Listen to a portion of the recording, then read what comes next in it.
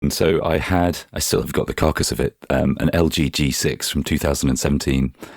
I really like the phone. It was still working fine, although over the years I dropped it quite a few times. If I could show you the screen, it's fractured in many places. I was always surprised that it worked. One day it got really, really hot. I couldn't turn it off, and then it turned itself off and then would never come back again.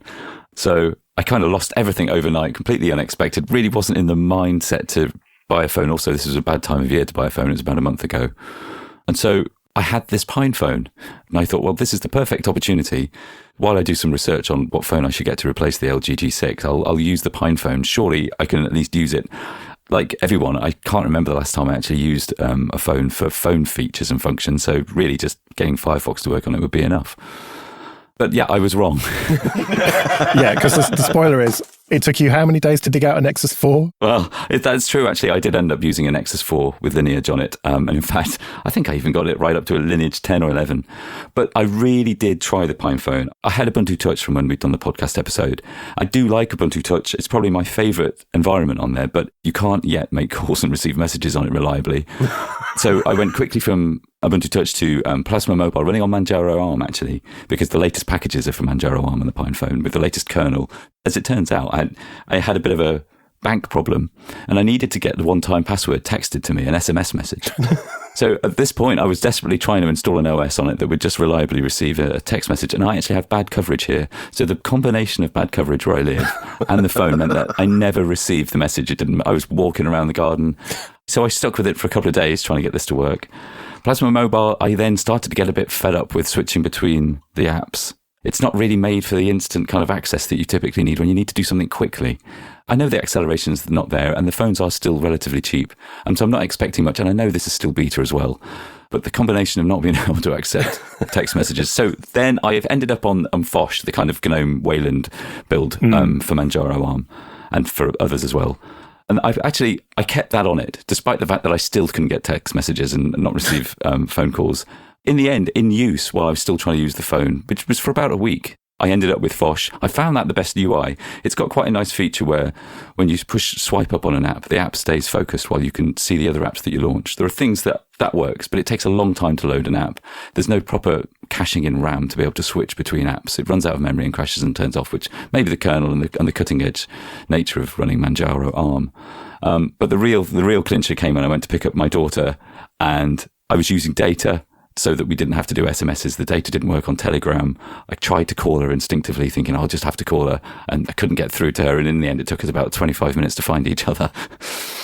And so I kind of gave up with that. I put it back in the box and thought, well, I'm going to go find this old Nexus 4 that was ancient. And that's the point when I got more functionality out of the Nexus 4 with Lineage kind of Android on it, and got exactly what I needed, really, even with this ancient version of Android, or that I updated it. Pretty disappointing. There's another good thing that I did try that I meant to mention as well, that there's like a competitor to Anbox now, which is like an Android emulator, and it's called Waydroid, and it's basically doing lots of native Linux container-like stuff so that it doesn't have the overhead of virtualization with Wayland to run Android. And in fact, it will boot up Lineage Android 10 just from the default packages. And I was able to run that on Manjaro ARM. And even on the Pine phone, the performance was excellent. And I was able to install APKs on it. I was able to access Bluetooth devices. I wasn't able to access calls or anything like that. But it shows a way, I think, when perhaps Manjaro ARM is running on a more powerful phone with more RAM and that kind of stuff, that you'll still be able to get the Android compatibility you need, or Lineage, Phelim, with F-Droid access in a container, while using the native Linux app ecosystem of the Linux running on the phone, which is quite exciting. But we've all seen this just takes so long, and it just doesn't feel like we're getting anywhere quick. At least you've given me a slight glimmer of hope near the end there. But things like this make me a bit sad, the fact that people are willing to invest a load of effort in the M1, but not in a board. Like, I really wish there was a board that we had that we could say, for the next 5 years, because we don't really need massive processor power, we'll focus on this and get a board out that works.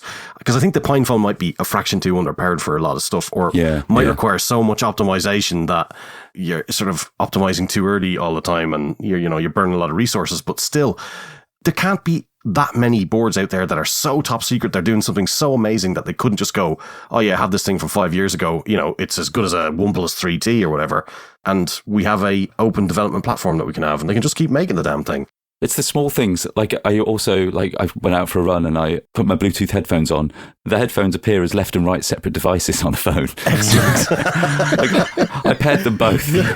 I got it to work, but then it works for 10 minutes. And then when the screen goes off for battery saving mode, so does the Bluetooth. And it's like, oh my God, it's like Linux 25 years ago. The thing is that it's not the dev's fault though, is it? No. It's this black box nature of ARM. And it just shows what barriers they're facing, because they're working hard on this stuff, but it's just so difficult. And they really are. And it genuinely still feels exciting to install this stuff, and albeit with all the caveats of it not working, but then to just realise that this is actually Linux. So, well, how do I update it again? Oh, I know what I do. I do Pacman, SYU, and it's all updated. You know, the same skills you use on the desktop, you use on your phone. That's a revelation. But the Nexus 4 is still a lovely phone.